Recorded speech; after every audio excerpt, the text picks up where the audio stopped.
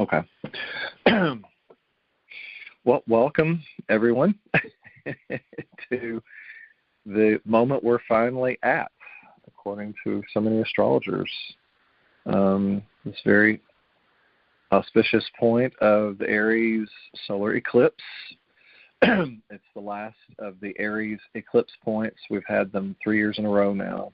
I was actually listening to someone else earlier that was talking about that this was the final one here going into this point. And again, I know if you've been on the calls, these last couple of weeks, that the support calls that I was offering in, and we've really talked about a lot. And thank all of you and most of you that are on the call tonight have been, people that participated in those calls.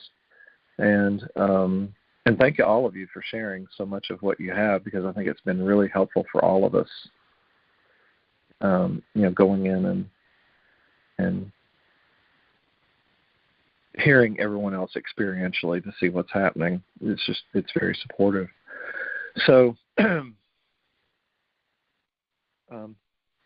so basically, what's happening, it's not really different than where we've already been talking about. We've been talking about the lead up to this for a long time, but we're in that moment. We're in that point where the eclipse is there. We're at the point where Neptune is about to go into Aries tomorrow. So for all intents and purposes, it's basically there. It's kind of like, I was sitting with it today in a meditation, trying to feel into, just what it felt like energetically, individually and collectively. And it's kind of like we are sitting at the end of Pisces as a Neptune, and it's like we're looking beyond the curtain into the new reality, which is just right over there in Aries. And it's almost like there's two realities, and Neptune really does represent reality. It's again the illusion or delusion that we're under individually and collectively. So it's like we're at the end of Pisces, but we're trying to peer into the new place where we're going in Aries, and that's just like tomorrow. So it's kind of like being like in a room, and you're looking out the window, and right over there is your new life. It's the new dream. It's the new. It's everything Neptunian. It's who we are as an expression of the divine. Neptune really is the highest aspect of our divinity, and Pisces, of course, is everything that's been all the religions. Of course, they were built in so much limitation, but as we do try to observe who we are going into this new creation, as it were, I think for best results, we just have to stay in our hearts and stay in the moment. And so many of you did share this week that you feel like you've already started having actualization of those new dreams coming forth, either new jobs, moving, closing this down, businesses, what have you. And it's all playing out in that way in form. And I also think that this is also going to be new relationships, and so they may not have come in yet. Again, eclipse energies work up through 6-month time periods, and they also the moon cycles work through the eclipses back through 2-year processes. So that's what we're closing down is Aries eclipse, Aries Libra eclipses from 2023, 2024, and now 2025. So that's the Aries Libra, the I am presence, as opposed to Libra, which is anything other than us. And so that really is, I think, speaking to the fact that we're leaving the mirror of between us and somebody else, to actualize the new creation. And part of that's the nodes going back into Pisces, as I've talked about before. But so we've talked about all of the dynamics. And I don't think there's anybody new on the call, because I think, Angela, I think you might have been on one of the calls before, so you've probably heard most of these things. But I'll try to cover any of the big details just to be sure, for all of us, even for myself. But it's like we're still allowing ourselves on the deepest level to merge with the all that is, with presence, and create through being. It's like, how can we be here and also know that we're going to be met? And it can be magical, although it's interesting when we use the word magical. Sometimes we project the value onto something and say, "Oh, that's beyond normal." Like magic is something that we don't normally have, and if we're creating in that way, oh, well, that's new. And what's the shift on that? Really, the truth is that's our natural state of being. When we're always in a place of oneness and divine flow, through divine expression, that's our natural state in truth. It's just that now the planets are finally supporting us in that space. Neptune, the dream, we're creating a new dream. In Aries, the I am presence. It's like we're literally being born again as spiritual beings in Aries. So, and I can speak to this because it's hitting me directly. And I think I mentioned this too. I've got a 0-degree Chiron, which is, right, it's at this alpha mega birthing point. And so it's one reason that I can feel into the collective wounding, as it were, and all the different levels of wounding, because there's so many different ways that wounding affects us as a whole. We've got the individual wounds. We've got wounds that we come in with the genetic inheritance, and we've also got the wounds that we also created in this lifetime through the unconscious aspects of who we are, and all those things are being cleared out and zeroed out, especially when Saturn comes into Aries, which is going to be, I want to say it's around May the 27th. Actually, let me pull up my little spreadsheet here. Trusty spreadsheets. Let's go up to the top of Aries here. Okay, May 25th, 2025. Yeah. So that really is when we clear ourselves, I think, from the karmic standpoint, when we go into the highest creation as individual soul expressions. We're resetting our karmic template, I feel like, when Saturn comes into Aries, because as it's still in Pisces, we're still working through whatever there was at the end of the old reality.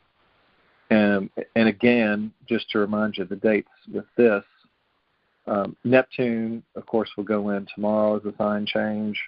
Venus just met up with Neptune, and Venus is retrograde. So we're still looking about how to create the new dream by looking back at and reevaluating what we love and how we love and what we value, what's important to us, all of those things. So from Neptune's standpoint, Neptune will retrograde back on October 21st of this year to go back, and it will come back into Aries again the second time for the final time on January the 26th of next year. Saturn, of course, will come over in May 25th. It will go back on August the 31st, so it actually retrogrades. Saturn moves faster, but it will go back and retrograde on August the 31st of 2025, and then finally come back on February 13th of 2026. So those two planets, Neptune and Saturn, are dancing back and forth, bringing the new dream, but also bringing the work we came here to do. So if you look at it, and I really kind of hate to use that word work. I shouldn't even use the word hate, because hate doesn't exist either. It's interesting. I continually find myself catching myself on, is a certain word necessary? And part of that's just habituated patterning. I mean, we talk about these things and say, oh, I hate that. Well, do you hate it? I mean, what's the value, behind hate as a word? And yet we're still invited to be that precise, to let any languaging go of things that just don't, serve us. And so anyway, but the point is this. So let's say Saturn is not necessarily the work we come here to do, but Saturn is here to bring us a new structure, and yet the structure is going to feel very different because of the fact that it has Neptune working hand in hand with it during this changeover. And if you're talking about just a month or two within a couple degrees of their journeys, the energy is playing together. And it really is, it's amalgamating together, it's creating the new dream and the structure to go with the dream in a very different way. And I have a feeling this speaks more to how so many of the astrologers and spiritual people are talking about that we're leaving karma behind, the cause-effect reality. So, and again, this goes to just immediacy. Some people, I have a feeling, are going to feel lost because they don't know how to deal with immediacy. We're so conditioned into a lag time between if we've made not that there's a right or wrong creation, but let's say that we've miscreated in a decision in something. We've made a decision, either we've chose to move, get married. It doesn't matter what the decision is. I mean, it could be buying a car, depending on the configurations that you're buying a car under. If you're buying it under Mercury retrograde, you're going to have potential of some problems. You don't have to, of course, but the point is that there used to be cause effect would let the effects come much later sometimes, and that was also because when we start something, if you're starting it on a Saturn point, sometimes that new creation does not change until the Saturn return, which would be 29 years later.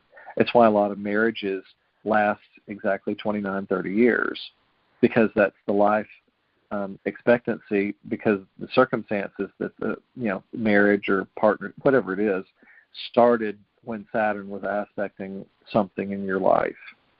And sometimes it's when Jupiter gets aspected. Those are 12-year time periods. A lot of relationships are 12 years.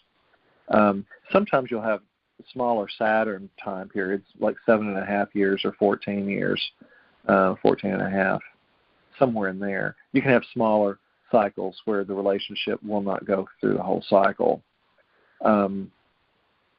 Anyway, but the point that you have Neptune and Saturn coming together with a new structure of reality, on top of the fact that you have Venus and Mercury retrograding, but to come back direct all at the same time over those same degrees, really says we are reconfiguring how we not just perceive our reality, but how we create and how we manifest in reality. And this really is a big deal.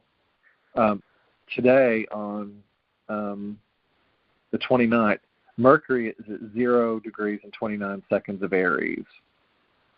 It's going retrograde, so it's going to be going back and hitting, Neptune, exact as a conjunction. Where was it? I thought I had that there. Yeah, it actually happened today. I'm not sure what time, So Mercury and Neptune are sitting on top of each other. Mercury's retrograde. It's like we're getting information on how to articulate what the new dream would be. Because Neptune's, going to switch over tomorrow, of course, and Neptune's going to keep going, backwards still in the retrograde, but it's going to station direct on April the 7th. So that's coming up in just over a week. As it comes back forth, let's see when it actually gets back into. It will be back in Aries. Where are we at? Where's Mercury here? It moves pretty fast. So, but by April the 20th, it will make up its lost pattern back somewhere in there. So, for this first part of April, and also then Venus won't make it back to this point until around the 1st of May. So by the 1st of May, though, we will have the way we language ourselves, the way we perceive ourselves through Mercury, but also through Venus and value. With Saturn, Neptune will have already come forth, but then followed up by Saturn pretty soon after. So by the end of May, though, we're going to have all four of these major things that have taken us on an inward journey.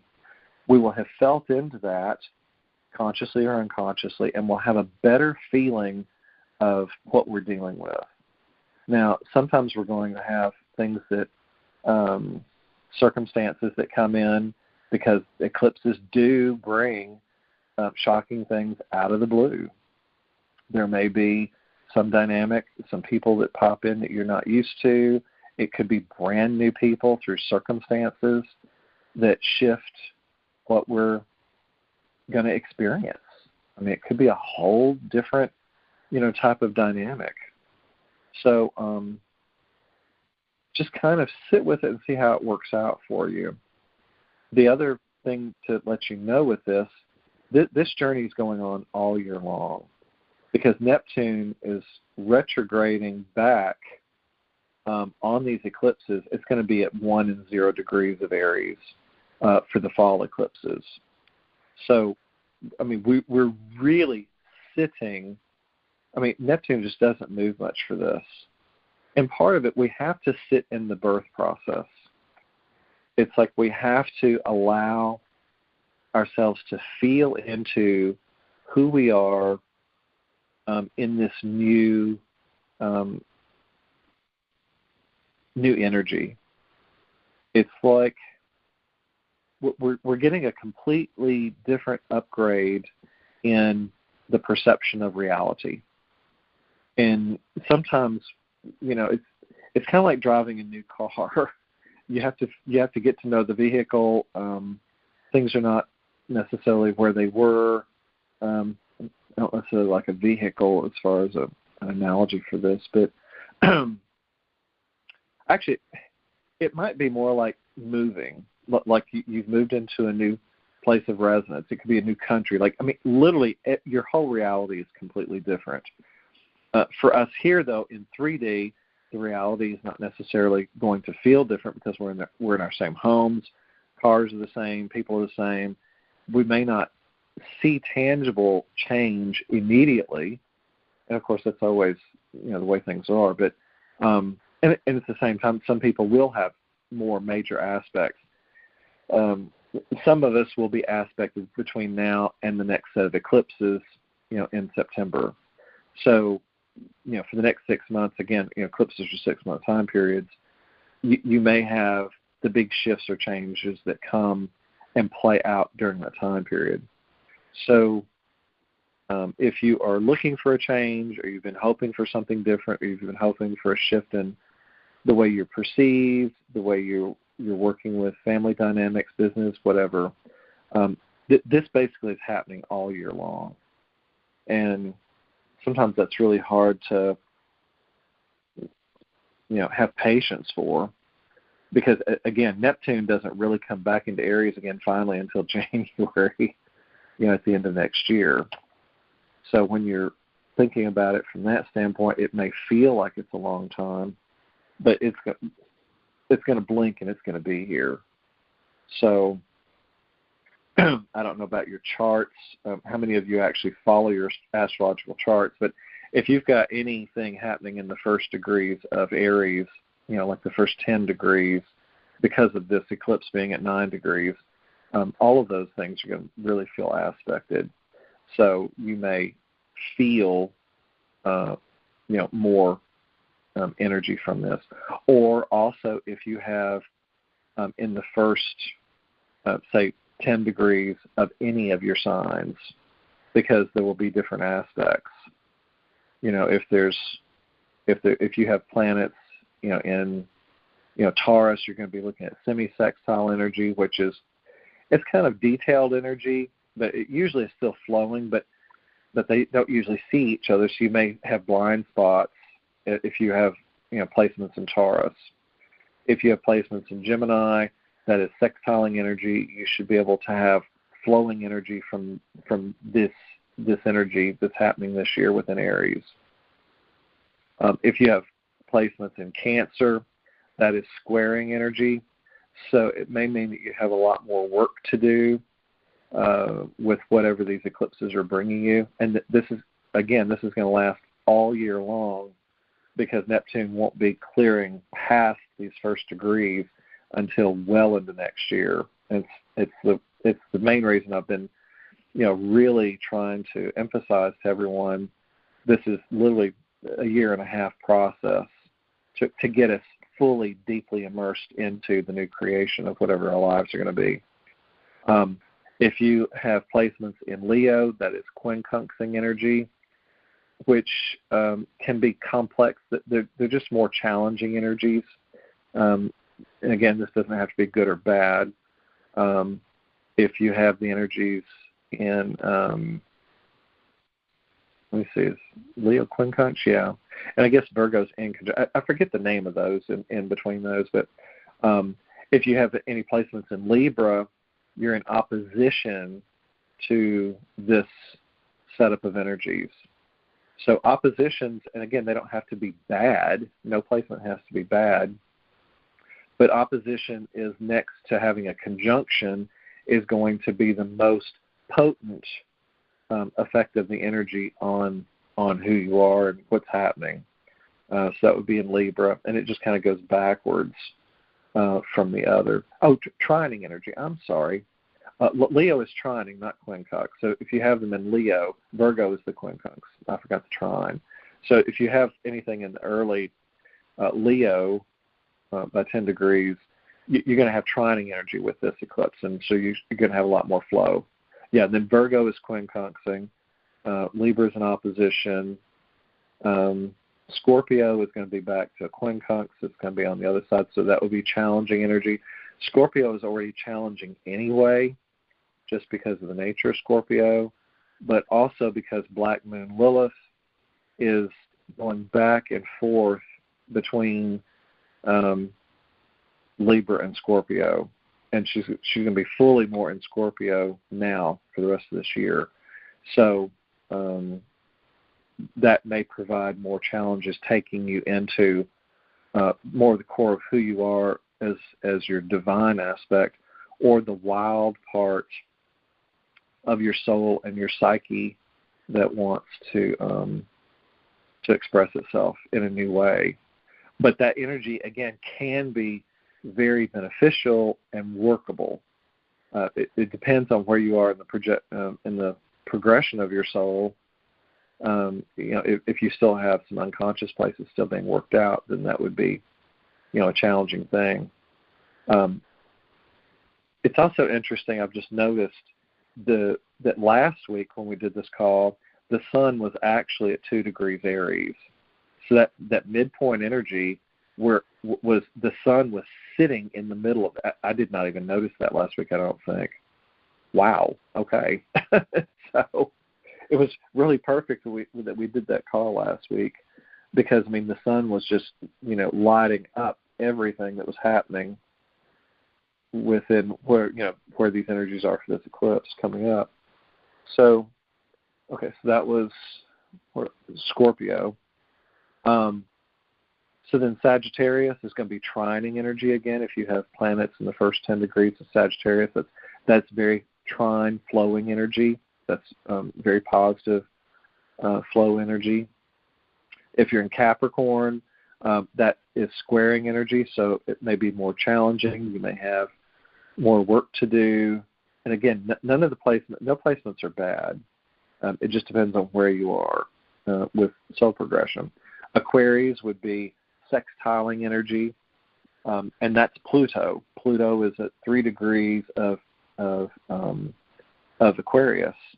So you may have a very transformative reality if you have planets in the first part of Aquarius, because it will be working very directly, but in sextiling energy, it's more flowing energy.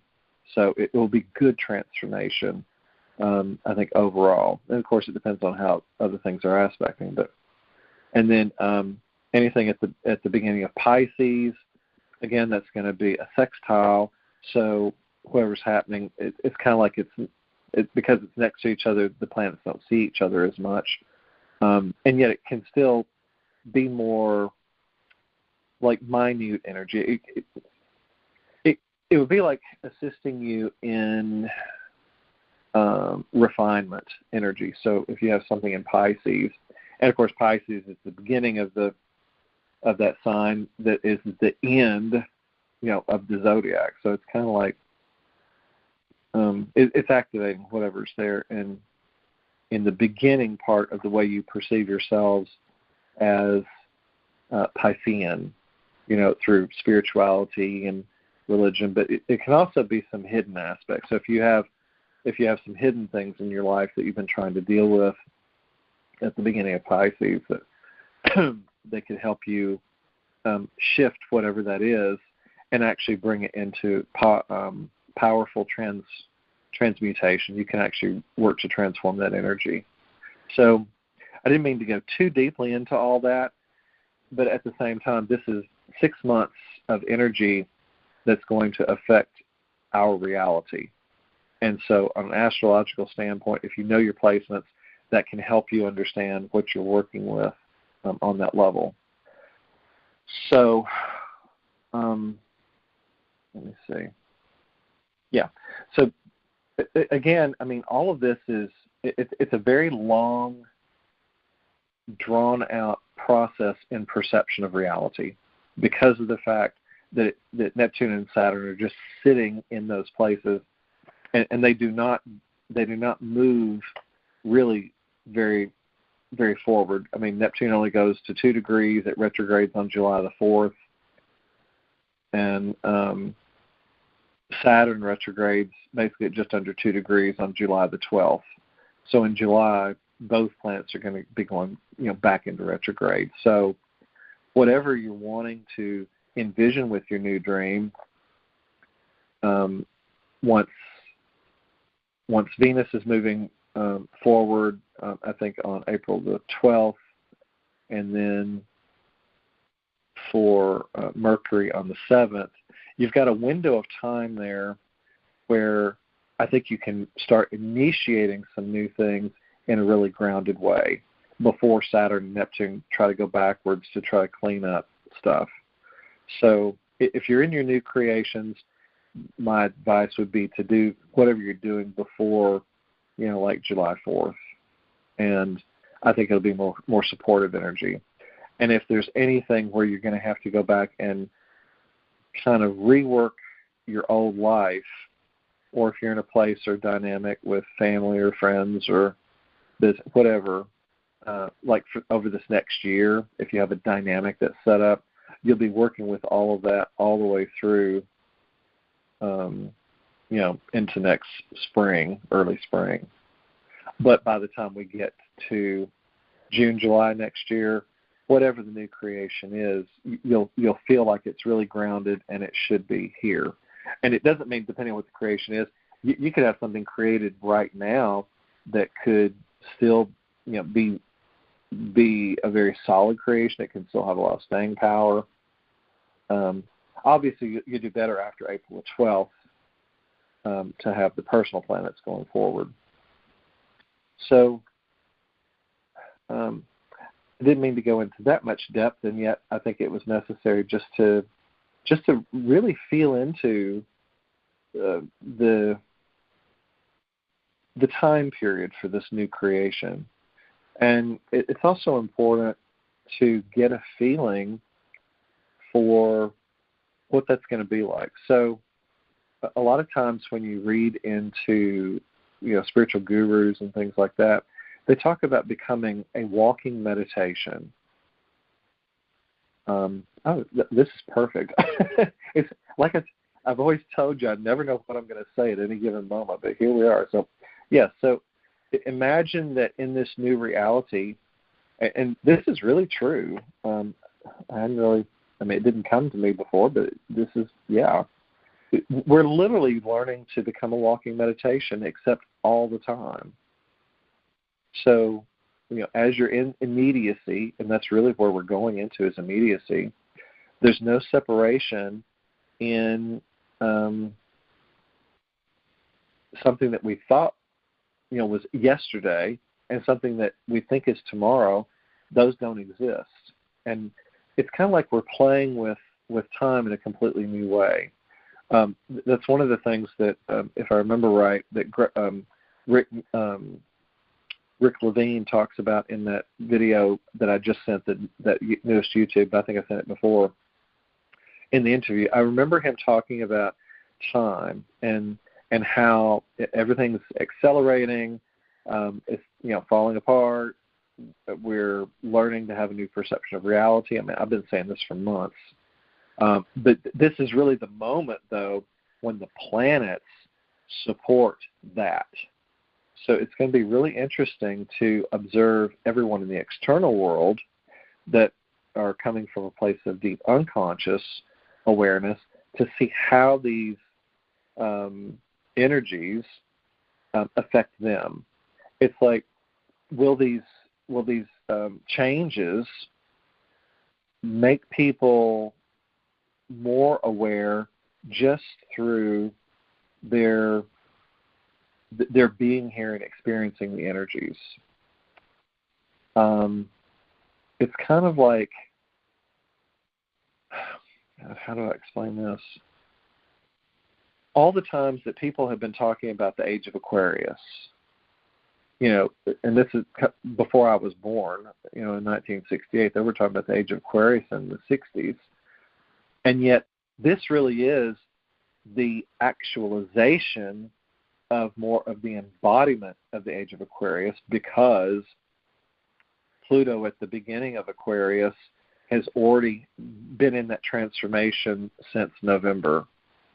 And it actually had come into it a little bit before last year, and then it retrograded back and then finally came into it. But it really is feeling its way into Aquarius.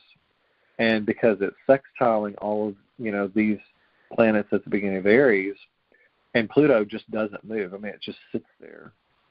So the transformation time period is more years. And Pluto is going to be in Aquarius, I want to say it's for 20 years. It was in Capricorn for 16, but for some reason I want to say it's a longer time period because of the retrogrades. I could be wrong, but I don't think so. For some reason, I want to say it's a full 20 years.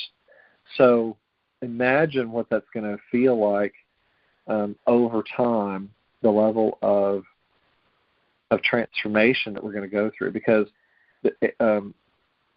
when a planet is going through a sign, so let's say Pluto's going through Aquarius, that's 30 degrees of that sign. That means for 20 years, Pluto is going to be sextiling, which is, it's kind of like more micro work, but it's more flowing energy. Sextiles is more flowing energy, but it's a positive aspect between Aries. So that's really a good thing. And you're going to have time periods, especially here at the beginning, because Neptune and Saturn move faster, but they're going to be working very hand in hand with Pluto and the way that our reality is transformed. And so we're going to be consciously setting that up right now in this point. It's a very active point of where we're at. And I bring that up to really invite you to be in a deep state of awareness and gratitude for where you are all the time. Because if you're in gratitude for everything that is in every nanosecond of your day, then Spirit can work more to give you that of which you are. If you are gratitude, you'll be in whatever frequency it is for that higher manifestation.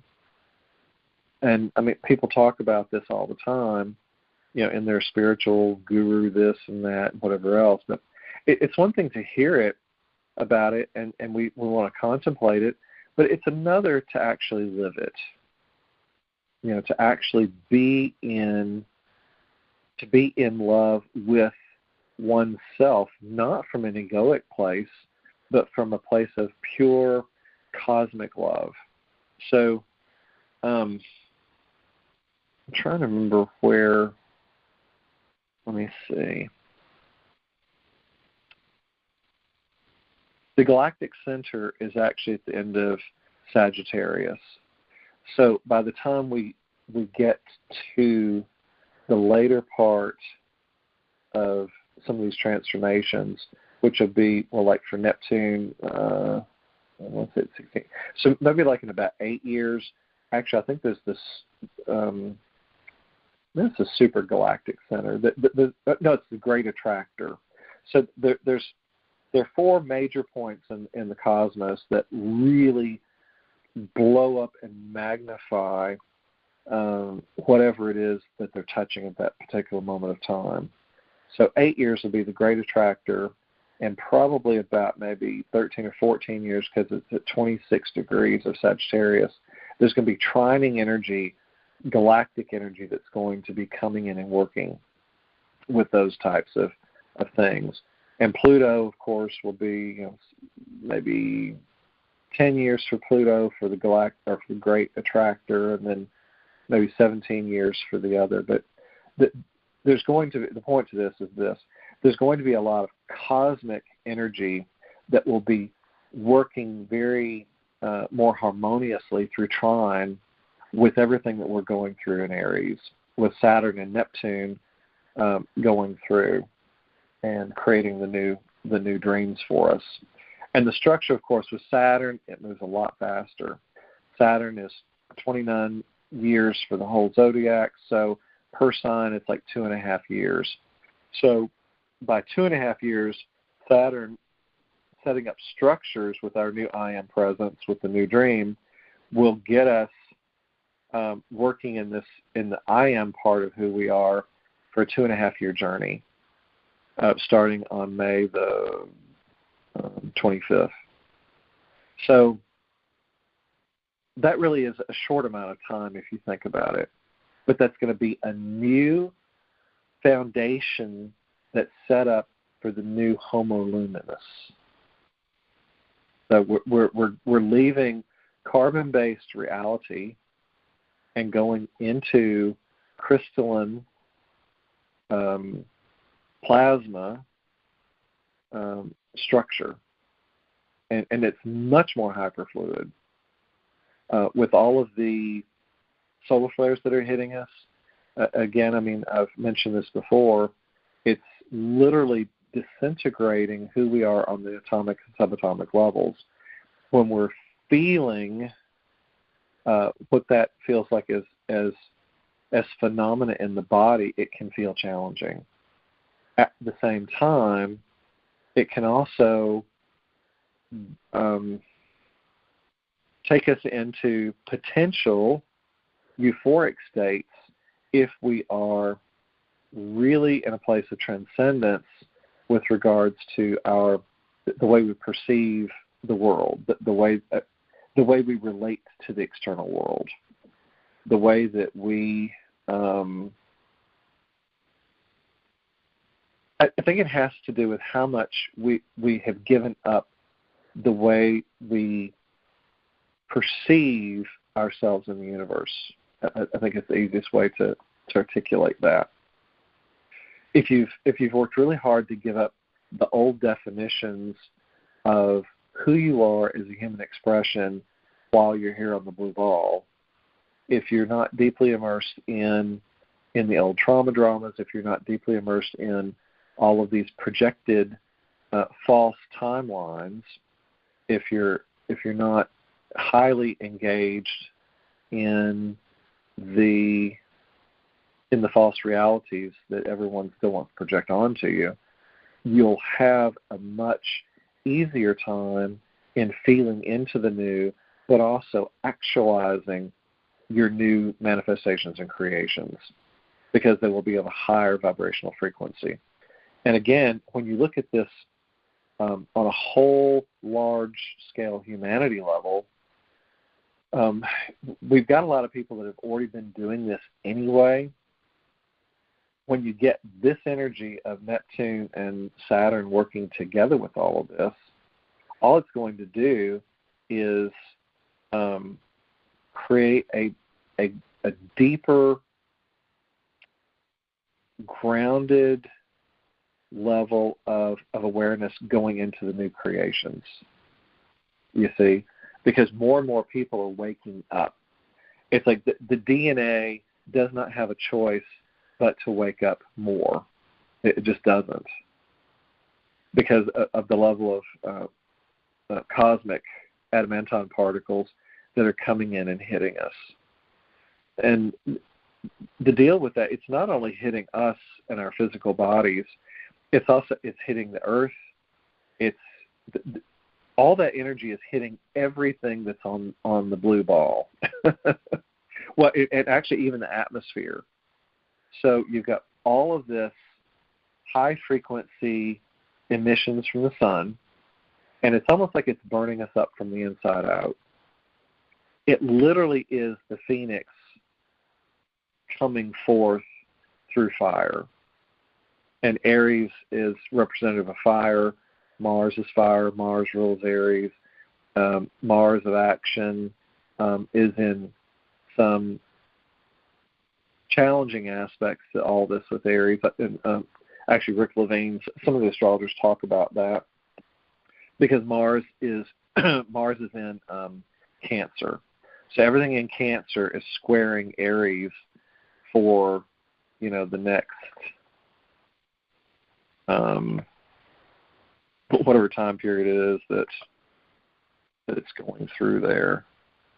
Let me see here. Let me see if I can pull some of this. Where is it at? Format. Sheets.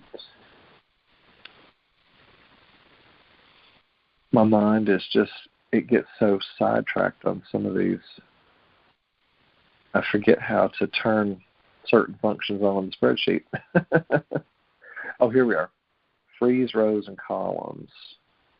Okay, that's what I was trying to do.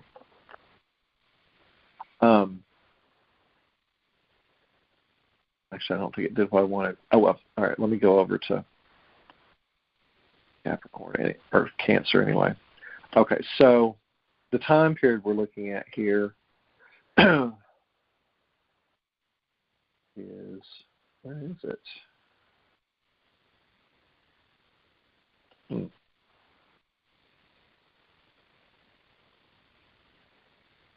Oh, I see. Okay. So Mars is in later degrees of Cancer. Mars stationed direct at 17 Cancer. That's what was it in February. So everything in later parts of Cancer, Aries, are getting squared by Cancer. Okay. Yeah. So it's not hitting this cycle that we're in now. It's not hitting the new dream directly. We'll put it that way. But Mars is, of course, action, and it's challenging and squaring everything in Aries all the way through. Let me see. It started on January 6th of this year, and it finishes up around April the 12th. So Mars will go into Leo, which will be trining everything in this new dream. So, well, that's perfect. So Mars will reach the end of Cancer the same time that Venus is going direct. Oh, wow, you can't make that stuff up. Okay. So, yeah, so by the middle of April, Mars will be going direct, and it's going to be trining everything in this new existence. That's what I was trying to go for. Okay, there we are. So we're going to have action, workable action that's going to be flowing, and it will be moving action because Mars will have already, of course, picked up speed at that point. So literally the whole month of April, May, all the way through about the middle of June. So middle of April to middle of June. So 2 months, Mars is going to be in Leo, and it's going to be trining Aries. So everything in Aries, our whole existence, we're going to get a lot of flowing, workable energy. And that was the other thing I was trying to, make a point with, as far as there was that window when Neptune and Saturn start to go retrograde. So Mars is going to be doing forward energy during that whole time period as well. So April, mid-April, May, and first half of June, those are really positive months. You're going to have everything working for whatever you're wanting to create.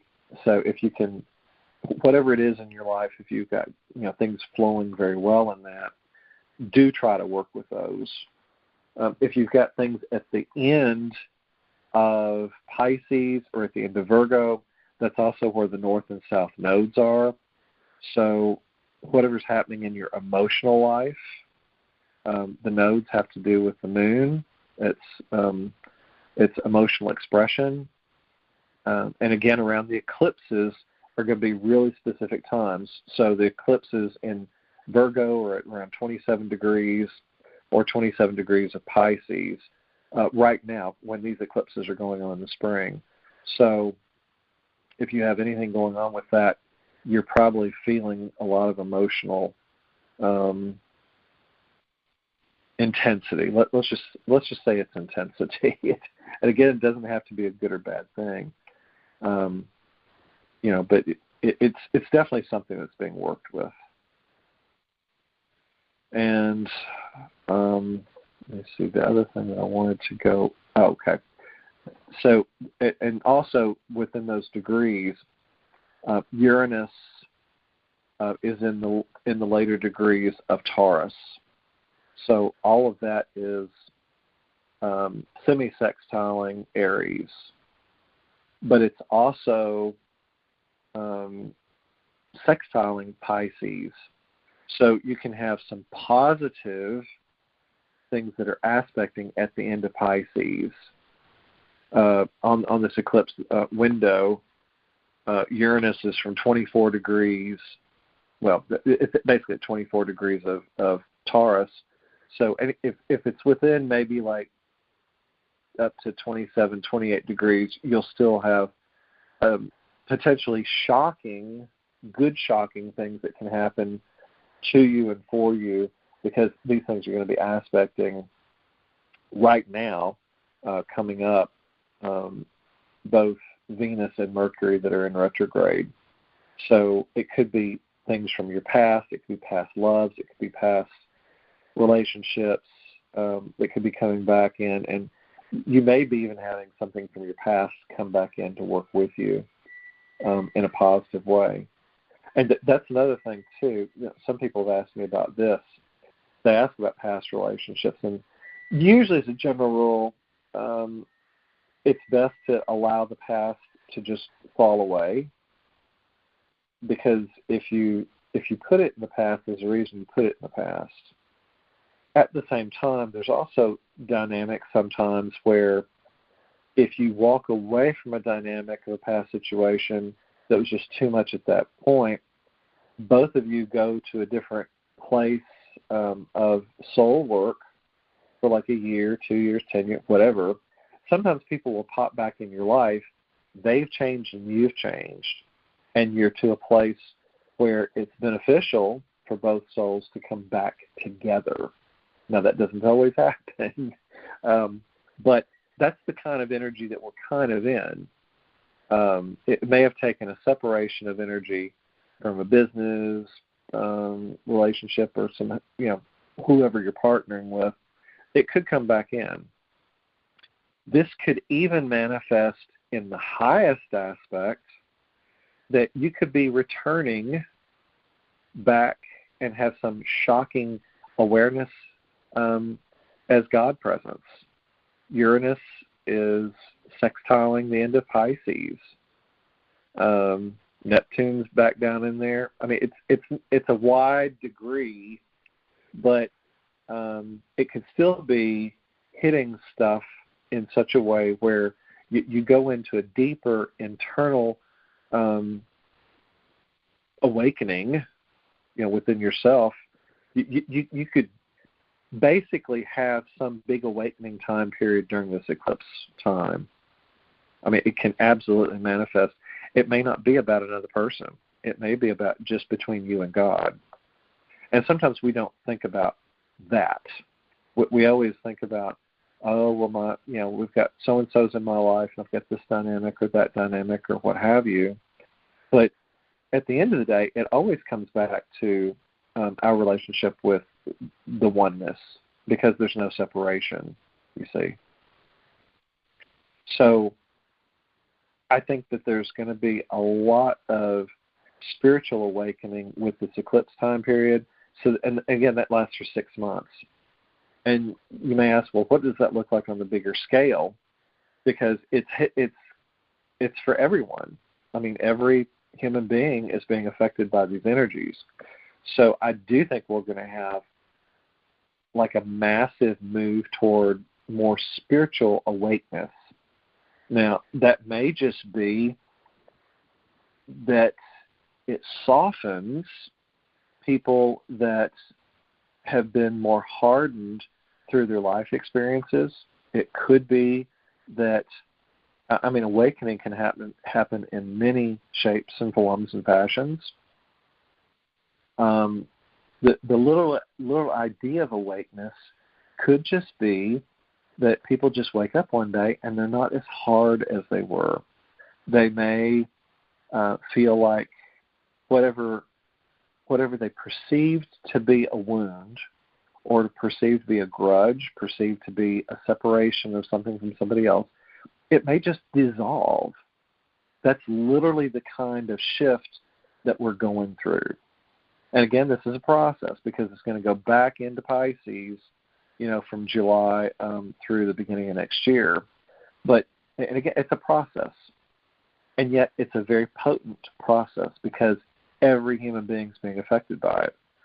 And again, they say we've not been through this, Neptune into Aries in 160 years. So when you look at it from that standpoint, people were going through an awakening against, some of the governments. I mean, you're talking about American Revolution kind of energy, French Revolution stuff. I mean, people no longer want to be subservient. And there's many different levels of subservience. That's another big topic that Spirit has been really taking me into, is how do we shift away from being in subservience to other people, as opposed to being in service to someone or something else. And there's a huge difference in that.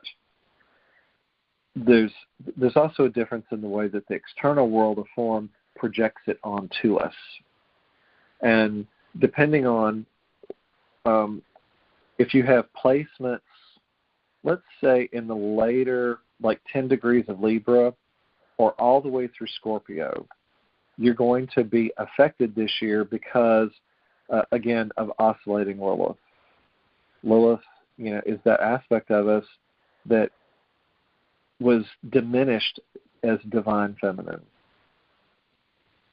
And you've got the mythology behind it all, and of course, this, what it is projection of the mythology onto us. But if it's working itself out in an unconscious way in your life, it's going to take you to a place where you have not taken your power as divine feminine expression. It doesn't matter if you're male or female. We all have divine masculine and divine feminine within us energetically. But the divine feminine is the birthing energy. It allows us to work with spirits in pure presence.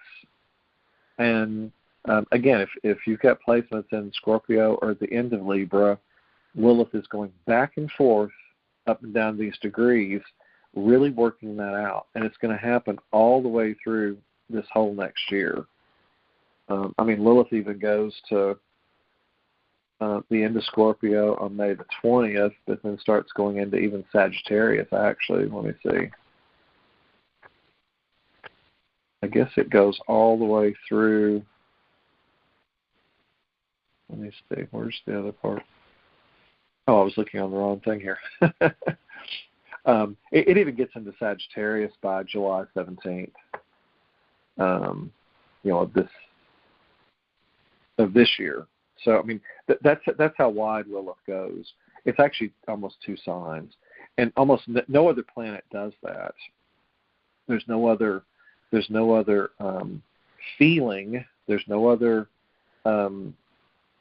planetary aspect that's hitting us that operates like Lilith does.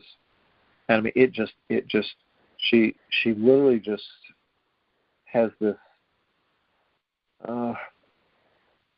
The easiest way I can explain it is like a snake that's slithering back and forth, except wide slithering. And she's doing that through the whole sky and cosmos. Again, Scorpio is any place, if you've got hidden secrets that are going to come out and something's aspecting it, if you've got a hidden part of your reality that you don't want to deal with, and this could be even family members. It could be aspecting things in such a way where you'll witness something for someone else, or maybe assisting someone in another way.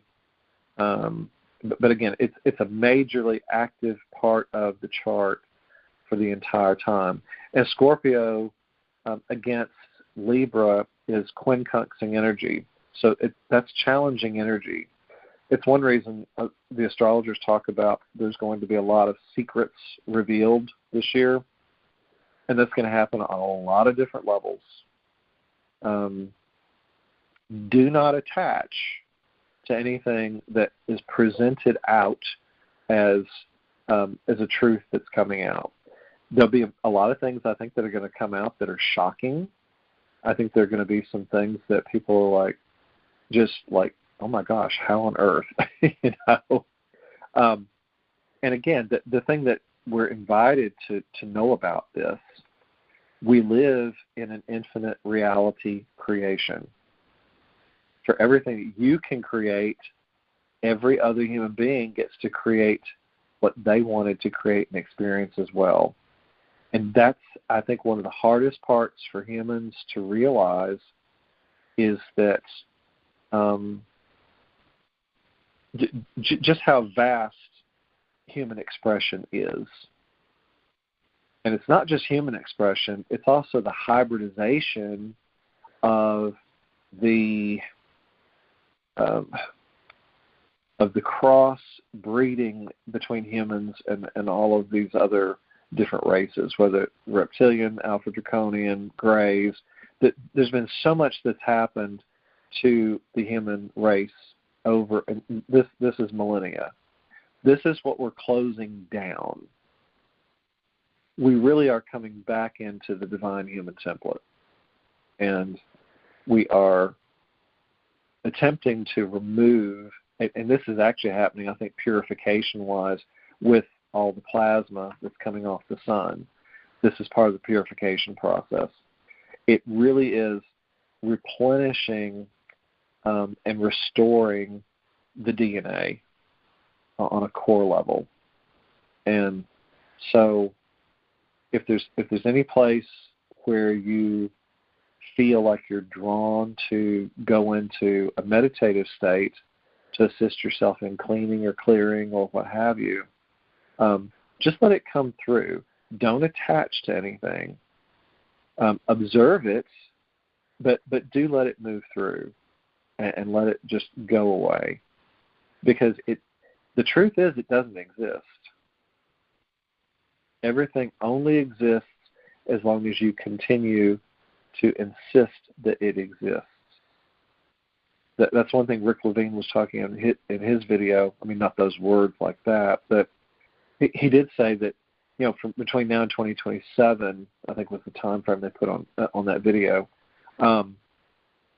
It's like we're questioning the entirety of existence, and I mean it's really true. I've said this so many times, and yet here the astrology is supporting it. And it's supporting it because of the new structure, Saturn and Neptune, the new dream. There will be a completely new structure to our reality, or what we think reality is. And for best results, give up all definition on what you think reality is. It's almost like going back to that beginner's mind. You don't know what you don't know. And even if you think you know something, what happens if you give up knowing that? Are we our worst enemy in co-creating the false reality and the false matrix? The answer to that would be yes. It's always true. We're always co-creating whatever's out in the external world of form. And so sit in that and contemplate, what does that look like? It really is very otherworldly. We don't think about it, and yet when you start contemplating that, that's a big deal. Now, another thing that's really something that Spirit's just drawn me to here with this, the way that we partner with people. The dwarf planet Juno is all about partnering. It rules marriages, relationships, what have you. The way we partner with other people. Juno is at the beginning of Sagittarius. And it's exactly trining all this energy right now. As a matter of fact, the eclipse window for Juno on the March 14th, when we had the first eclipse, was at 1:52 Sagittarius. It's just sitting there. On the midpoint of the eclipse on the March 19th, so it happened before the 22nd when we met, it stationed retrograde in the middle of the eclipse window. So it basically is just sitting there. I mean, right now it's still at only 141 retrograde. But so the dwarf planet of partnering and marriages and what have you was going forward in the eclipse window, reversed in this eclipse window, and is going backwards over all of this energy. I think that is a very interesting dynamic. It's going to go back, I think, before 25 degrees, though. On September the 14th, Juno is back at the end of Scorpio. So there's, which also Scorpio is trining the end of Pisces. So Juno, I hadn't even noticed this before, is very active in how we partner with every single thing in our lives, because it's partnership of everything. Wow, I had not even noticed that. So during the next eclipse window in the fall, it's going to be in Scorpio at the end of Scorpio in those last 20 degrees. So again, that just reinforces how much of a redo, a reevaluation of life and how we perceive everything with regards to partnering. So, I mean, this is a long process. And Juno does not come back into Sagittarius until, where are we here? September the 29th, it's at the end of Scorpio. So basically by the 1st of October, it will be back in Sagittarius. So there'll be a lot of lessons with regards to partnering, how we partner and who we choose to partner with. But again, and that partnering can be with everything. That can even be partnering. I mean, not that we're partnering with God, but it has to do with how we perceive God. There's no separation. So it's like we're not partnering with God. You can't partner with something that you're not, that you're external from. There's no separation from presence. So, but at the same time, perhaps this is the dissolving of the fact that we think that God is something external from us, as Juno is in a retrograde. Maybe that's part of the same energy because it's all trining, it's all flowing energy with what we're working with. I had not seen that before. Wow. Yeah. So, again, I mean, this is a very, it's a very comprehensive disintegration of who we thought we were, as presence. Let me see. The other thing, Pallas Athena has come forth. It's playing and dancing around with Pluto, and it's in Aquarius. So it's also been working with, and it's going through retrogrades at the beginning of Aquarius. So Pallas Athena is about justice. It's about balance, finding balance. Energizing things out, and with Pluto there, it was going back there. February the 27th is where it was, the beginning of all this. And again, in Aquarius, I mean, it's this Aquarian energy of the oneness of this vast expanse of awareness, and so. I guess the biggest thing to point out with all of that is so many of these planets are supporting us in our conscious evolution, I think is the point, the takeaway from all of this. And I think sometimes it behooves us to be able to hear that and to know that we're being supported on a deep level like that. And of course, I mean, that's for people that really do feel into the astrology, that feel, that they want to do more deep work with all of this, as basic awareness. Let's see. Another point Spirit's kind of bringing out to me too with this, the Centaur Nessus is always about abuses. Abuse of people, child abuse,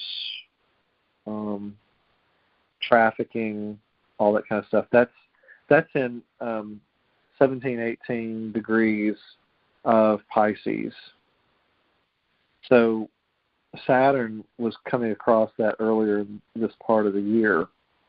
The nodes are going to be going across it in the fall. And so that energy is semi-sextiling those degrees of Aries. So if you have anything in Aries, and of course we're doing all this I am present stuff,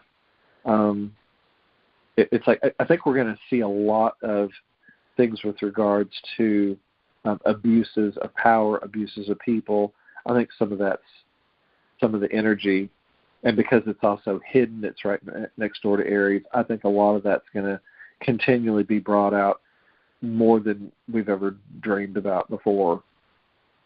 And then the eclipse window for Nessus ends up into 19 and 20 degrees at, of Pisces. I mean, Saturn's been working with that, with this spring back in February, and I think that's one reason we have seen so much, with regards to abuse, because one of the biggest things that we're attempting to do is heal, again, not just individual abuse patterns, but also the larger abuse within humanity. And that abuse has happened, oh my gosh, in so many vast levels and layers. Whether it's enslavement, whether it's sexual abuses, whether it's physical abuse, mental abuse, emotional abuse. There's all of these things are coming up, and that's what we came here to heal. And so we're going to be still working with all of those types of things.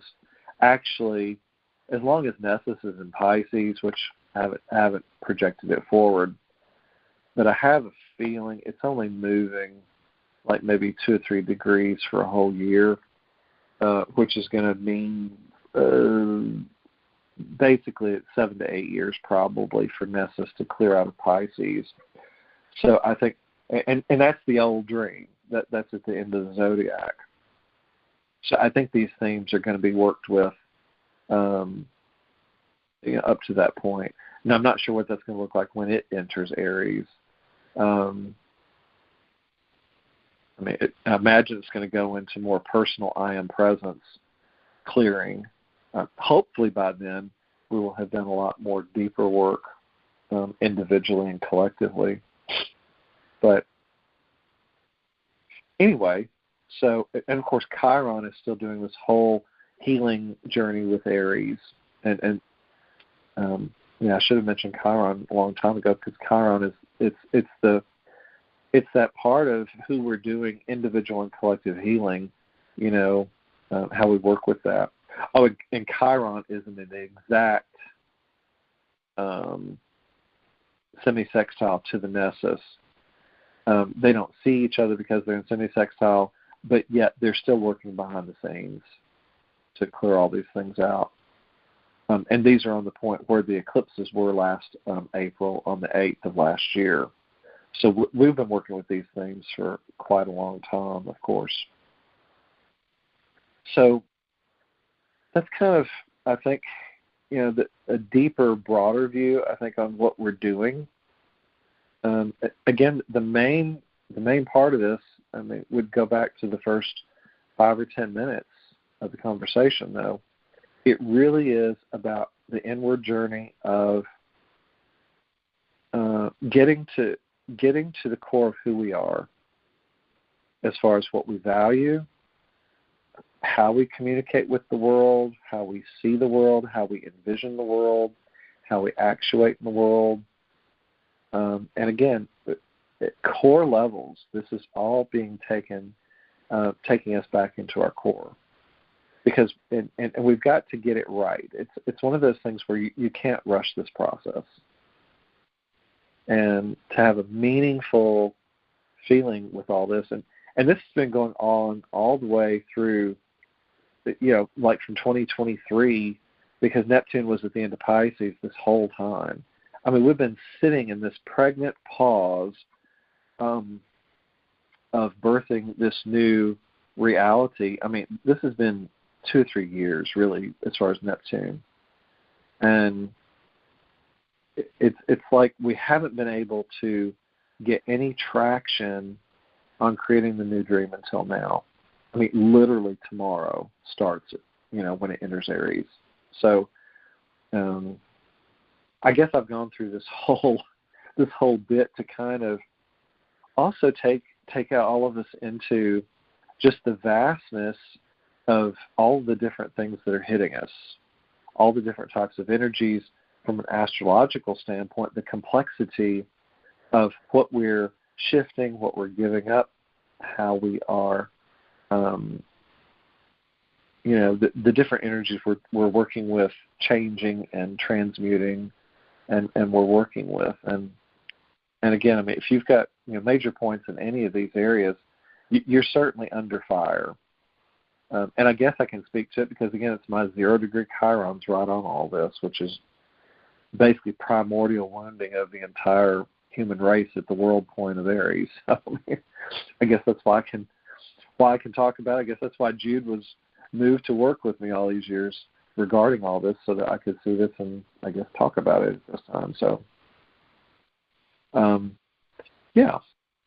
So I think that's the best overview that I can give you as far as assisting you in going in and getting a feeling, hopefully, to ground a way to perceive yourself in all these big shifts and changes. And hopefully it's been meaningful in that particular way. Let's see. Well, we got up to 15 people, not as many as last week, but that's still a good number. So I think I'll just go into, we'll go on into meditation.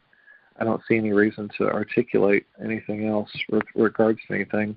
I would open up to questions, but I want to keep us in a space of, quiet, because sometimes we start talking too much with it all, we lose a calm place. And I mean, all of our souls have been going into deep transition in the last hour and a half with all this. Even though I've been speaking, I know some of you have mentioned sometimes you fall asleep even earlier. I hope the words are not putting you to sleep for sure.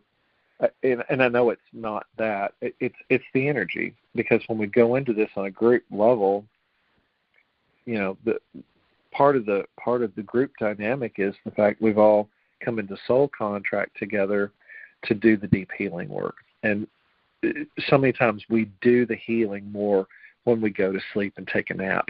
It's like, it's to be awake during that whole time period sometimes is challenging. And so I'm going to come over here, though, to the couch. So I'll be in a much more calm space to take us all in. So depending on where you are, if you're in your home, if you've already been laid out in your bed or on the couch,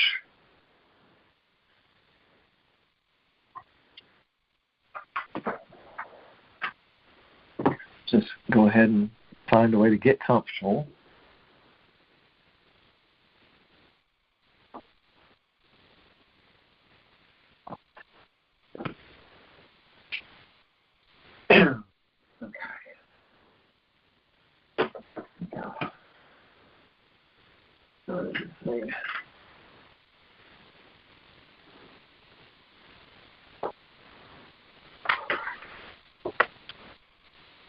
Okay.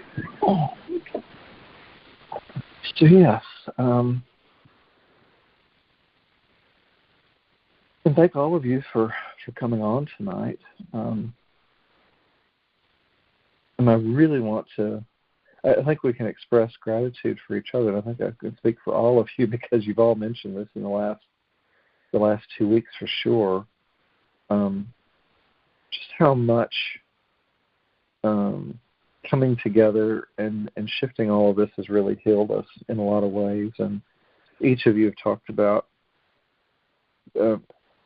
really deep, profound shifts that you've gone through, especially through the meditation. And almost everyone, I think, falls asleep to some extent during these meditations. But that's really good, because it means you're healing on really deep levels. And everything that I'm putting out, I'm certainly getting back. And again, I just want to reiterate, the healing is happening because of us as a group. It's very important that each and every one of you know that you are participative in assisting in the vibrational frequency continually cleaning and going up for all of us. Because what we do for one, we do for all. And and of course, for anybody that listens to these calls later, the frequency will be a match for whoever's listening to it. It will be something, if it assists them and heals them, the right people will find it at the right time. And that's always the case for everything. And hopefully some of the information will, even though they may be hearing it after the fact, they may look back at this particular time period and say, oh, the eclipses of March, that's what happened to me. Sometimes that's the way life works. We'll come across something later and realize that that's what happened to us. And it's always through the rearview mirror. But, we really are in this place of creating brand new reality and the way we perceive it. And so I really want to take us into that primordial awareness of who we are as Mother, Father, God in the deepest aspect of our divine creation, in the Adam Cadman body, and really returning ourselves to that pristine awareness and creation. And again, that's the whole point of this journey. The whole the human stuff we do, we come here to wake up. And to the extent that we wake up, really allows us to create in the highest capacity. So on that note, feel into all of that and see what that feels like to sit in that. What it means to know yourself as divine presence.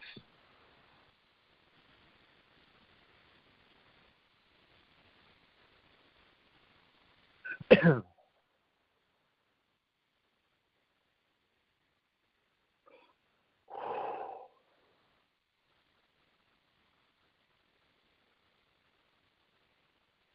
of course, I'm just now getting calmed down, so I'm kind of walking in the middle of your movie if you've already been laid out and calm and quiet.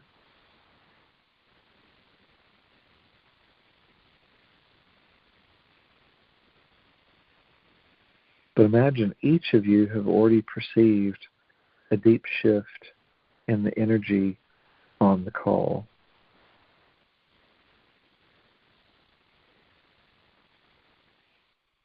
We were in a place of receiving. I was receiving information and relaying it, and of course you were receiving. We're still receiving, but now we're going to receive in pure telepathic presence, just through being.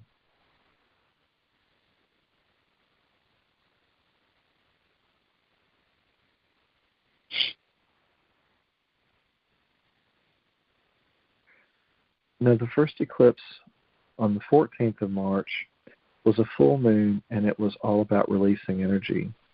And so we went in and we worked on really deep core levels to do release energy on any old patterns, timelines. Literally dissolving everything that didn't serve us anymore.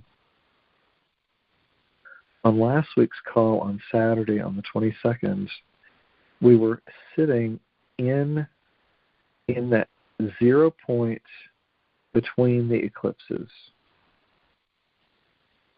It was in the middle of the nothing. It was literally in the middle point between the eclipses, where we are in a place between the releasing of the 14th, but yet before the new creations of this new moon on the 29th. It was just pure primordial nothing, taking ourselves to 0 point.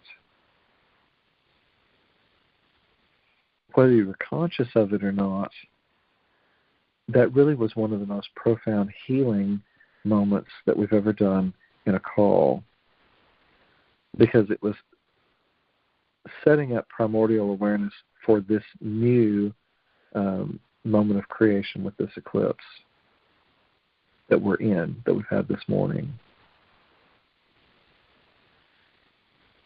It may be the reason why we had a couple more callers on that particular day, because they realized that that was the most important moment, was the in-between.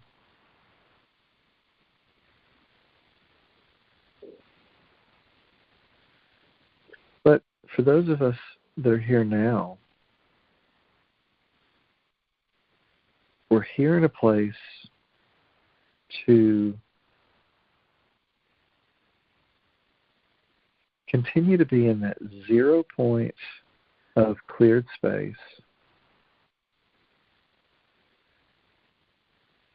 where we feel like on a core level that we've released any and all karmic residue from every single timeline that we've ever been here and embodied in human existence throughout the time-space continuum, all the way back to the beginning of the inception of humanity.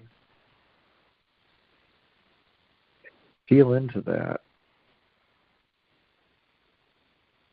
You may question whether or not that we can do such a thing, that we can go in and ask Spirit to just dissolve, just through pure grace, dissolve the entirety of all of the old miscreated thought forms, all of the lower miscreated and distorted realities that we were living through. What if we're such powerful creators that all we have to do is, through a clarified chakra system and also operating with the higher throat chakra, the Spiritu Sancti, what if we can speak it into being? What if it's true? Just play like it is. It certainly can't hurt.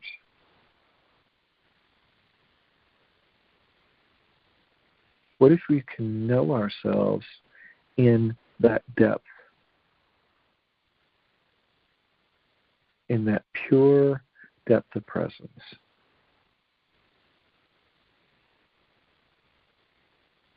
What if this would be the final time that we ever had to articulate that we wanted to release any and all old karmic residue that we've ever experienced through all of our lifetimes? That's pretty powerful, huh? And what if, because as divine creators, that we are creating that? What if we're that powerful? What if we own it?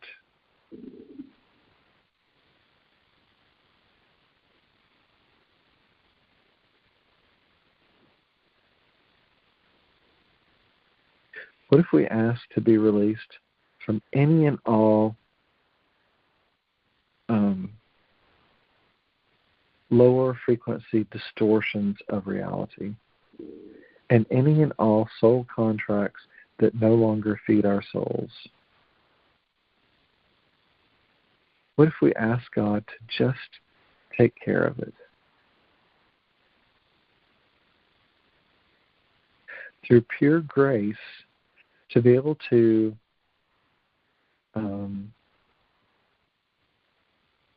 ask Spirit to release us from any and all lower contracts, to be able to create in our own highest capacities within this new matrix system,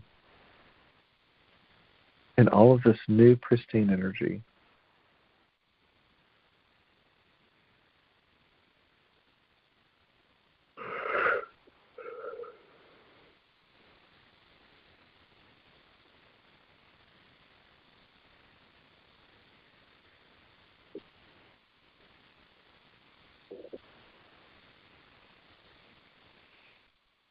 Perhaps you can perceive all sorts of density leaving your cellular structures. Perhaps you can feel lighter, just as multidimensional awareness.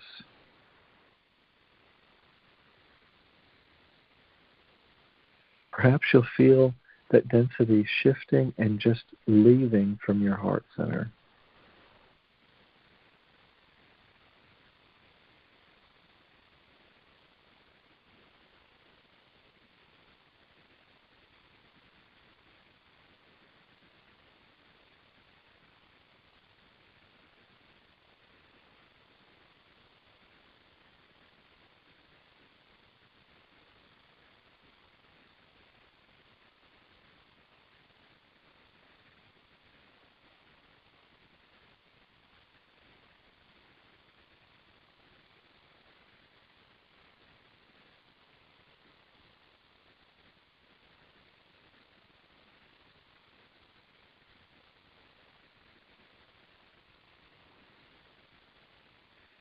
I don't know about you, but I just shifted into a completely different reality.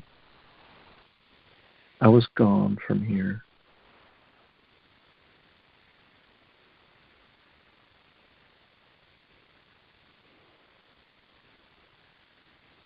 This is how we have the potentiality to bilocate our presence.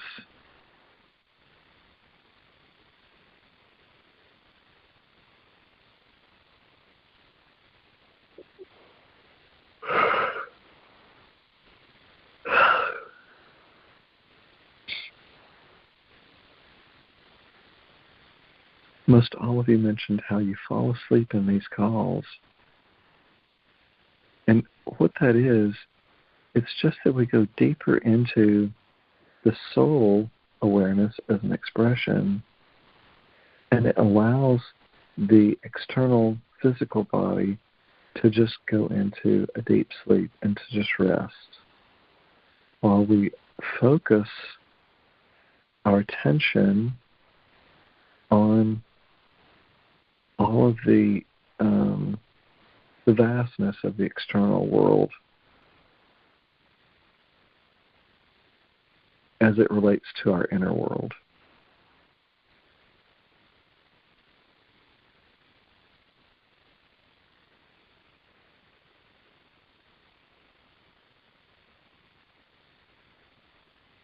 In this 0-point energy, we're being taken very deeply into not just our own hearts, but also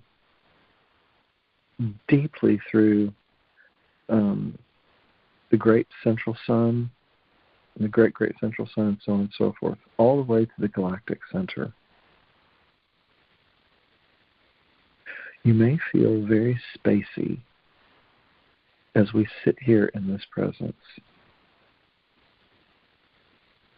You may start to really perceive just how far out all this energy can go.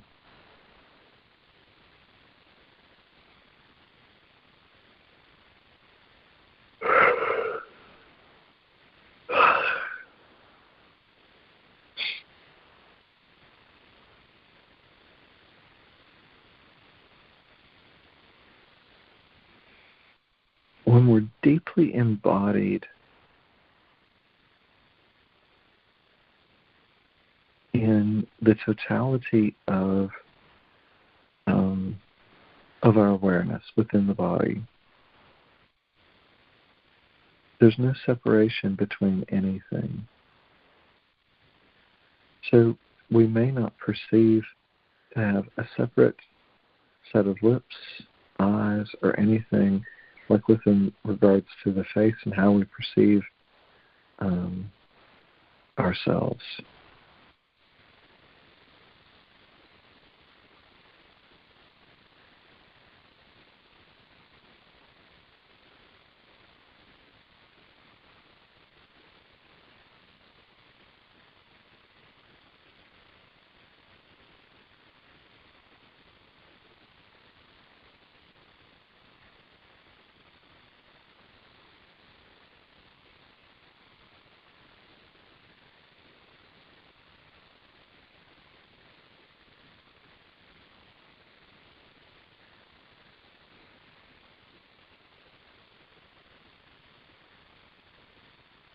Do you feel yourself losing time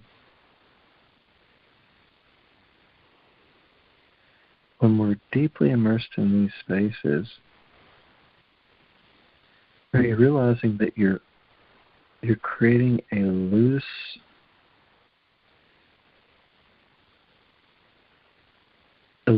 tethering to the physical body? We're here in the physical, and we're still tethered, and at the same time,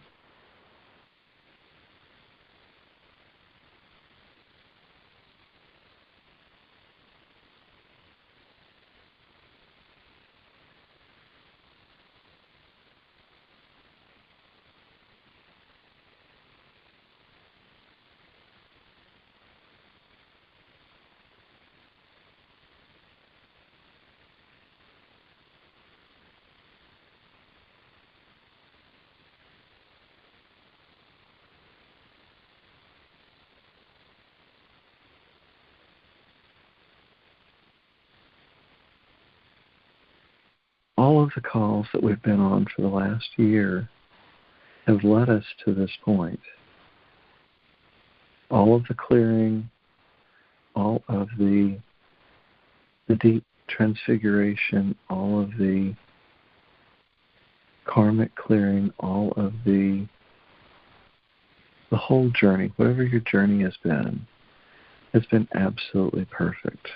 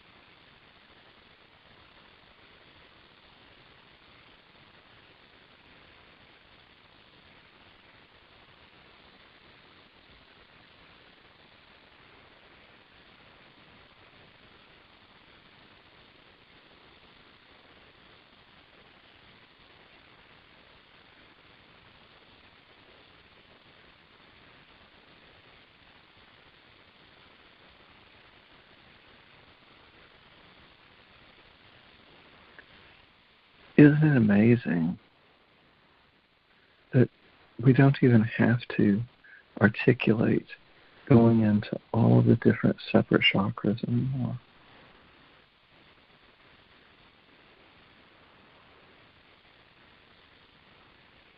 Spirit told me that was no longer necessary.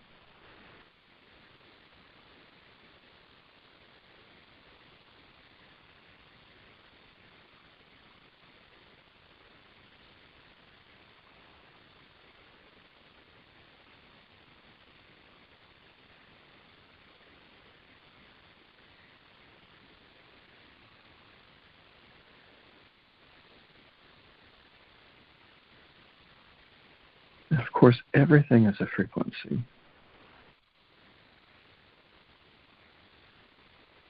The frequency that we are holding here, that we have each agreed with presence to bring in,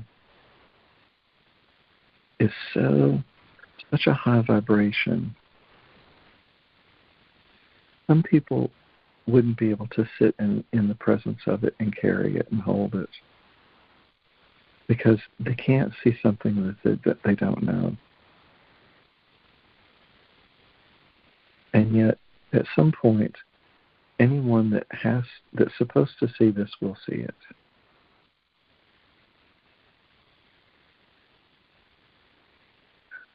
You may feel like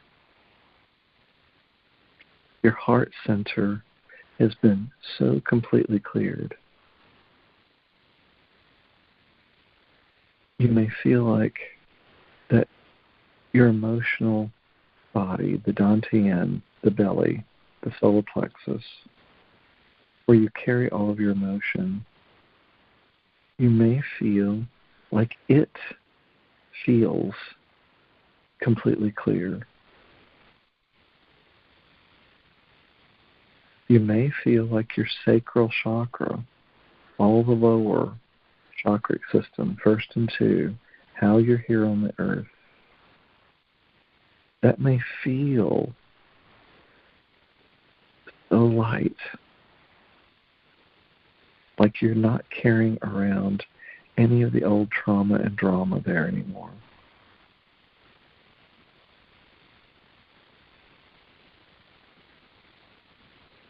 Your heart chakra may feel so expansive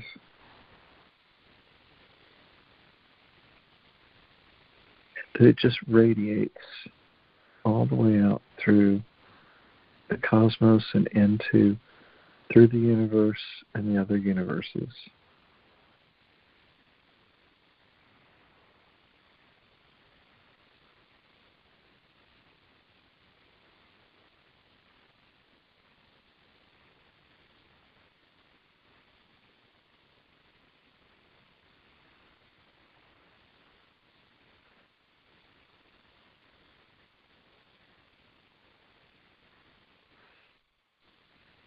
Are you perceiving how your mind, how the monkey mind has just released so much of the old filing cabinet that it used to hold for so much of your life? You've just released it.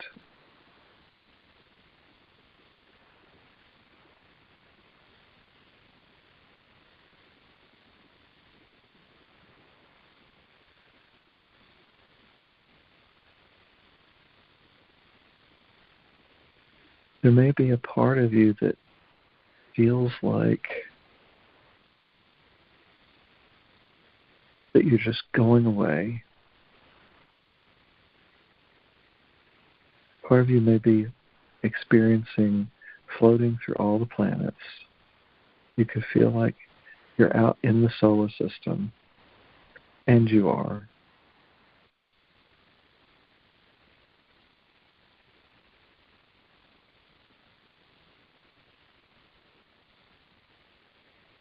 And this is your natural expression.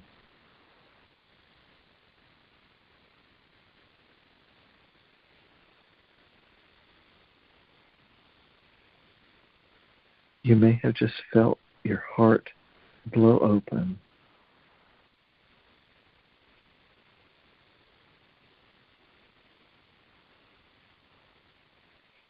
This is a very high frequency. And yet this is also your natural state of being.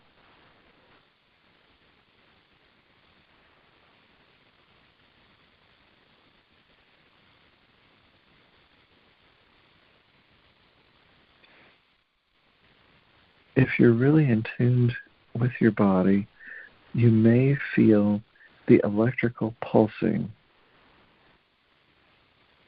going all the way through your body. You'll feel it in the musculature system. You'll feel it in the circulatory system, the organs.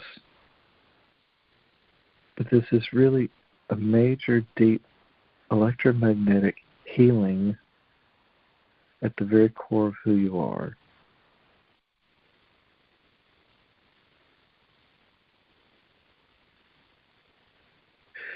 This is a recalibration of your heart center by tuning it in to the cosmic heart of God, because there's never been a separation.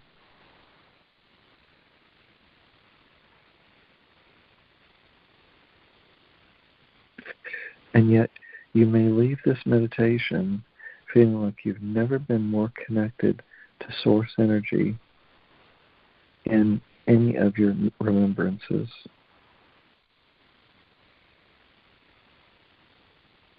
And yet, this is what we all pre-wrote for this eclipse window.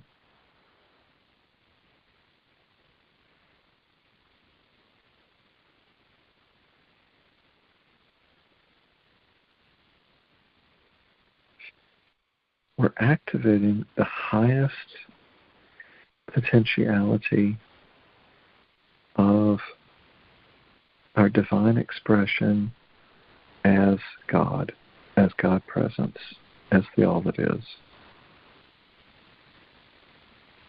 When Neptune passes in tomorrow into Aries, all of us will firmly start to feel into what that looks like.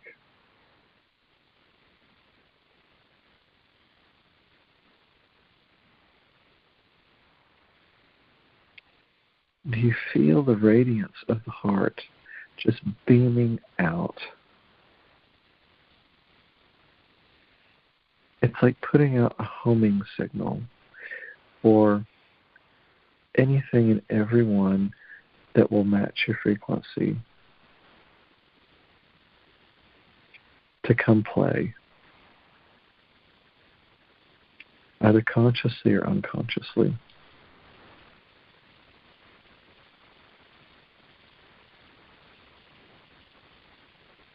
You'll also be invited to be very discerning with how you share your energy from here on. It does not mean that you won't attend other people. It will mean that you won't give your power away. You'll never give your power away again to any other person, being, place, idea, or anything on the planet.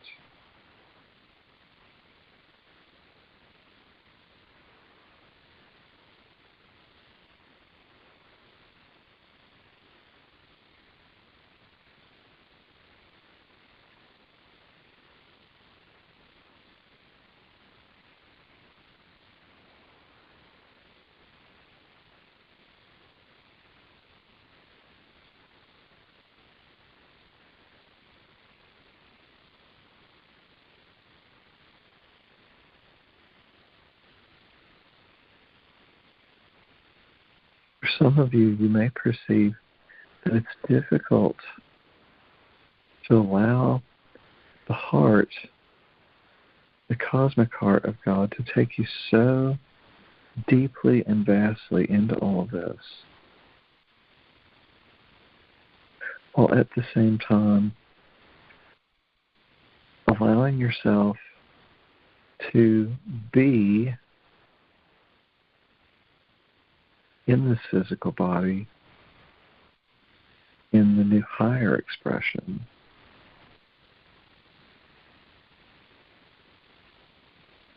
And yet you're letting such a deep divine flow just roll through you.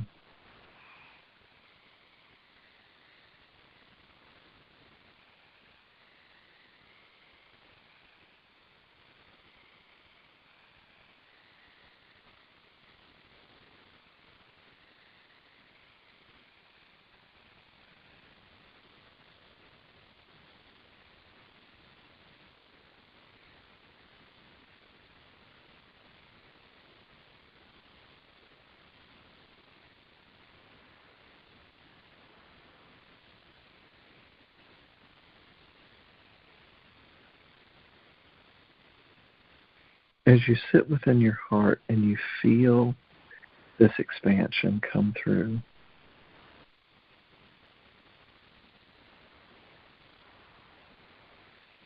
this is the primordial level of awareness that you're coming into. This is, you're allowing the heart to take over as your prime center of perception of the world.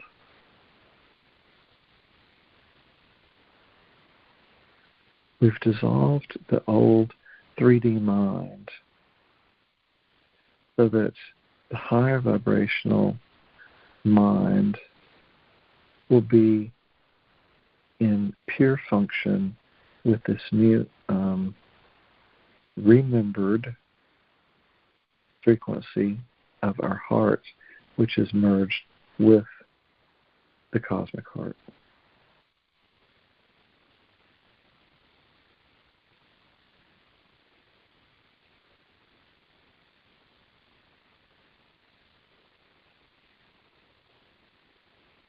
You may feel like your sinuses are going through a huge shift of cleaning.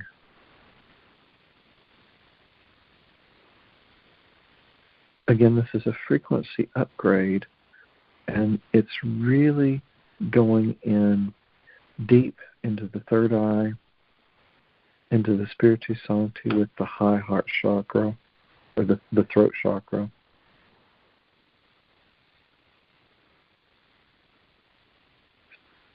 And it's working to actuate so that your spoken word is how you really and truly take your power in the world now.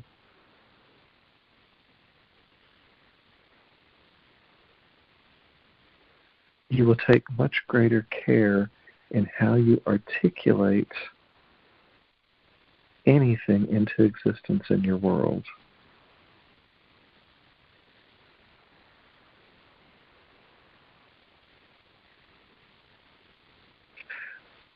This is part of the higher shift that we're going through as collective human, and the actual embodiment with Neptune going into Aries. The new dream is here, and you're being asked to say so deeply into your heart with everything you articulate.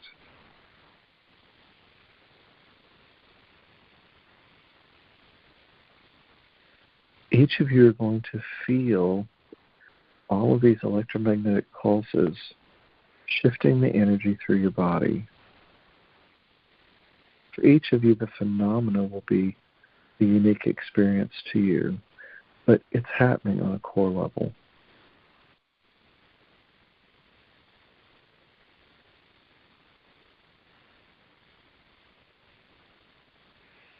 You'll feel all of this vast presence filling your lungs.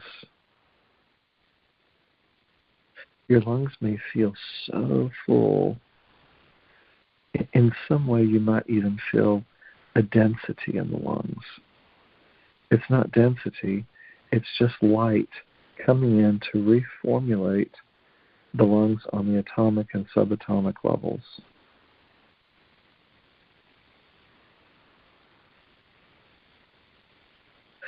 And again, you may feel it as a density as it is coming in to lighten up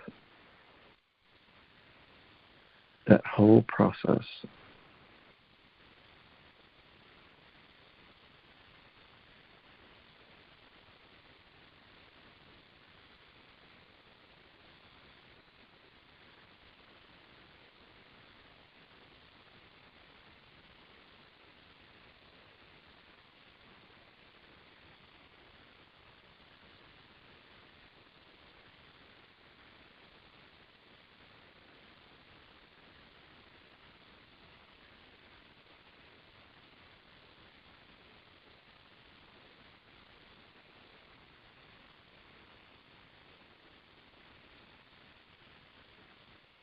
Again, this is the deepest level of quantum healing that we've gone through as a group. This is the culmination of, for some of us, years that started working with Judith 20 and 30 and even 40 years ago, depending on who's on the call. Some of you may have never met Judith that we all worked with. It won't matter, because whatever you did on your journey till now has led you to be able to be in this frequency, in this level of frequential healing.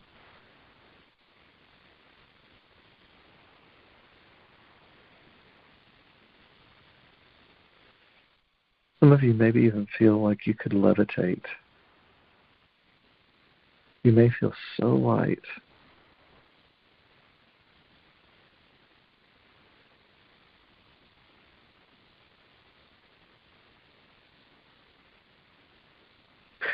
We're invited to continue to allow every single thing that no longer works for us to just fall away. Relationships, anything in the material world that no longer serves you, any notions, definitions, any old concepts of reality. None of it exists anyway.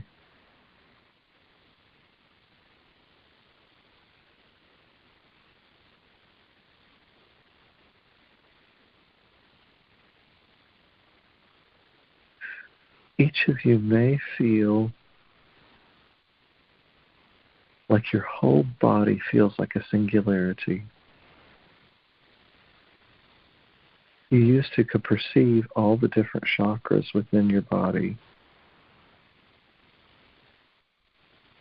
You may still feel each one of those centers, but as a general rule, all you feel is oneness throughout your entire existence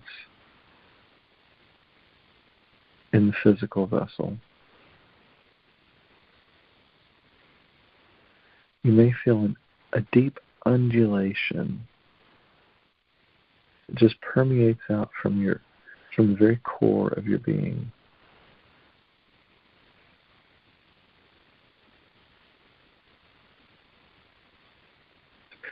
It's pretty awesome, is it not?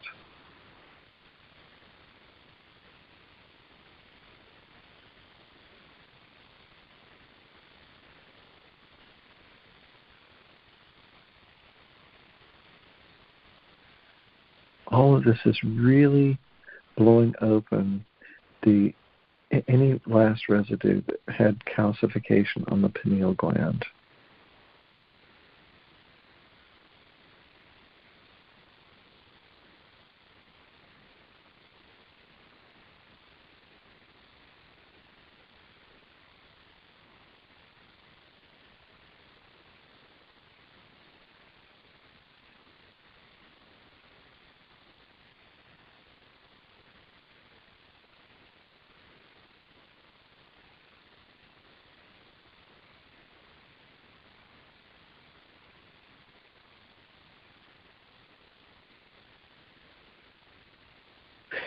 Some of you may feel comatose.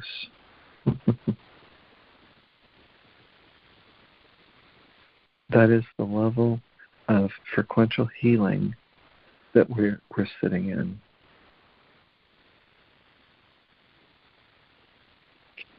Can you imagine reaching a frequency point where your body is so healed that this is what you're able to sit in comfortably, just pure primordial awareness all the time?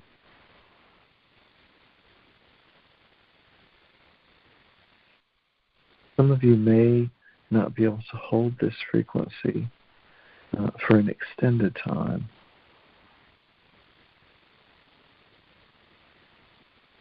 So, of course, that's why I always tell you, stay on the call as long as you can to allow these energies to acclimate. And the longer you sit in this energy, the more that the atomic and subatomic levels of your molecular structure can reformulate, to remember these higher frequencies.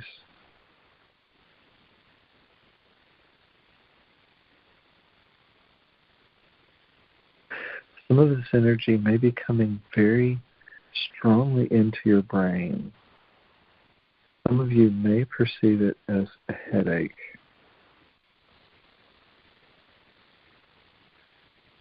Part of it is the intensity to purify any last energy that's left over within the brain, the heart center, the throat chakra, all of these things. And if you ever get to a point where you feel like the energy is too much, all you have to do is ask Spirit to pull it back. You're always in control of your own reality, always.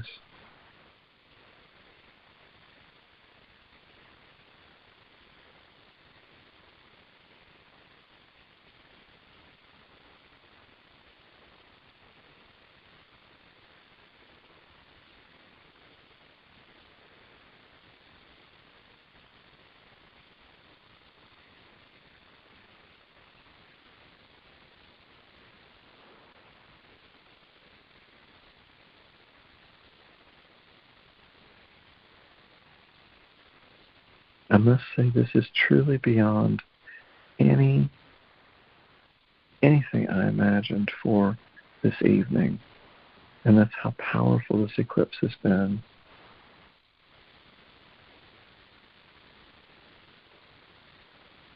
I knew it was going to take us into the new reality, but I had no idea of how I would perceive it, or how any of you may perceive it.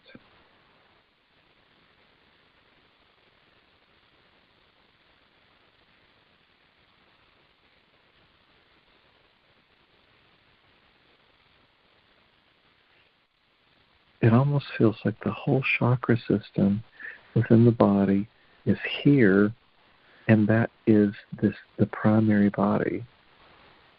I know the physical body is there, and yet it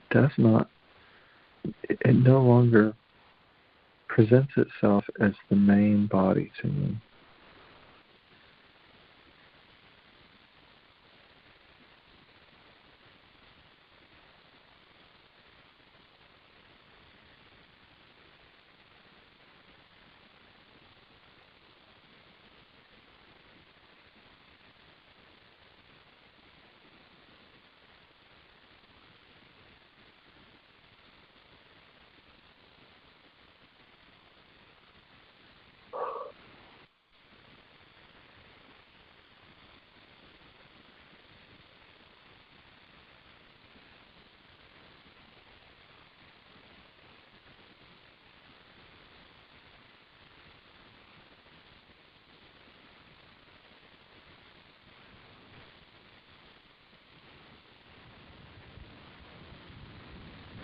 The depth of this healing is so vast,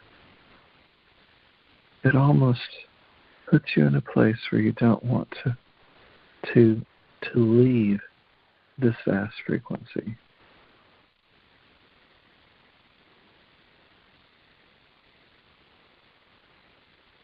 Of course, the more we go into this through these next few months, the more the body will acclimate to these frequencies, and we'll just put ourselves there constantly all the time.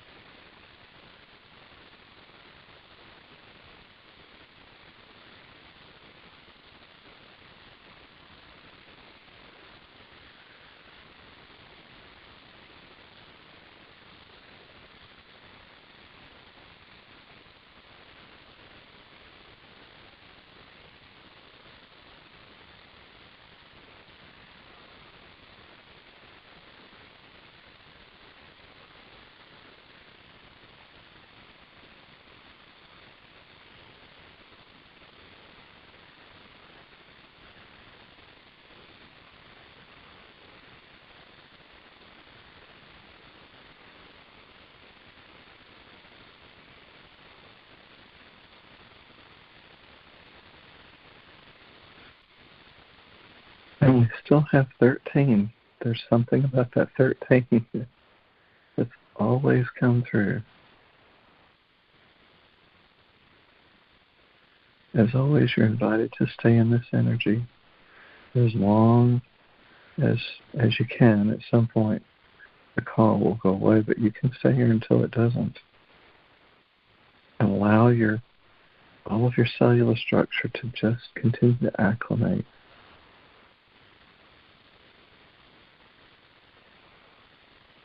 And as always, I'm always in deep gratitude for all of you that have attended, and for the fact that we can shift ourselves and heal ourselves, and then we can also send this energy out into the world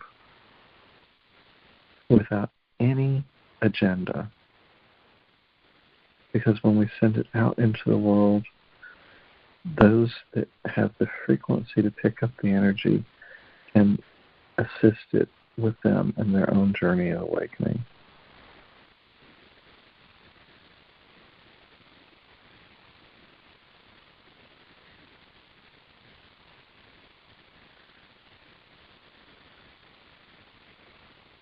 So, eternal love and infinite blessings as we stay in on this wonderful healing.